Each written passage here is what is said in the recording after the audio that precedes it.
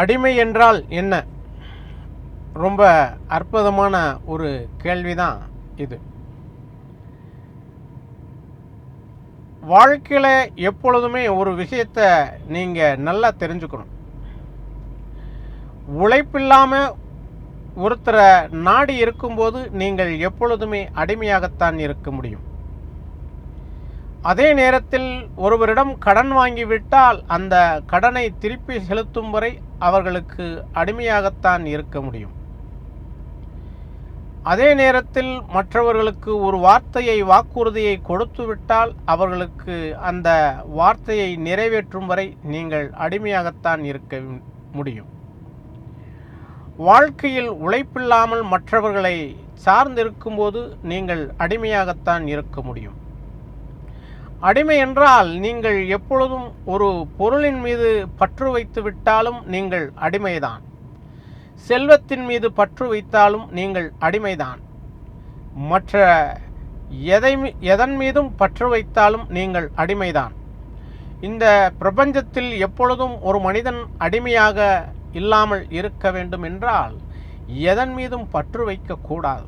அப்படி பற்று வைத்தால் அவன் வாழ்நாள் முழுவதும் அடிமையாகத்தான் இருக்க வேண்டும்.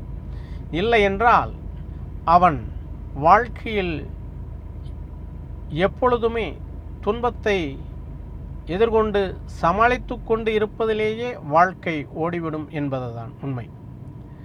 அடிமை என்பது எப்பொழுது இல்லையோ அப்பொழுது அந்த மனிதன் சுதந்திரமாக வாழ முடியும் என்பதுதான் உண்மை.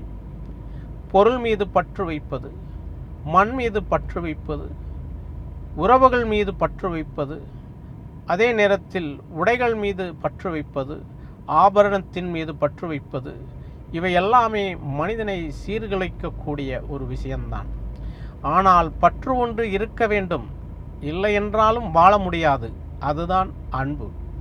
அந்த அன்புங்கிற பற்று இருந்தால் மட்டுமே ஒரு மனிதன் வாழ்க்கையில் எப்பொழுதும் சந்தோஷமாக வாழ முடியும் என்பதுதான் உண்மை.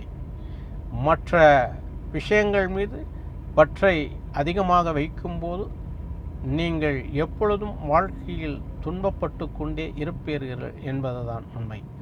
ஆகையால் எப்பொழுதும் நீங்கள் அடிமையாக இருக்கக்கூடாது என்பதை நினைவில் வைத்துக்கொண்டு நீங்கள் உங்கள் அறிவை சிறப்பாக பயன்படுத்தி கொண்டு வாழ்க்கையில் முன்னேற கற்றுக்கொள்ளுங்கள். நன்றி.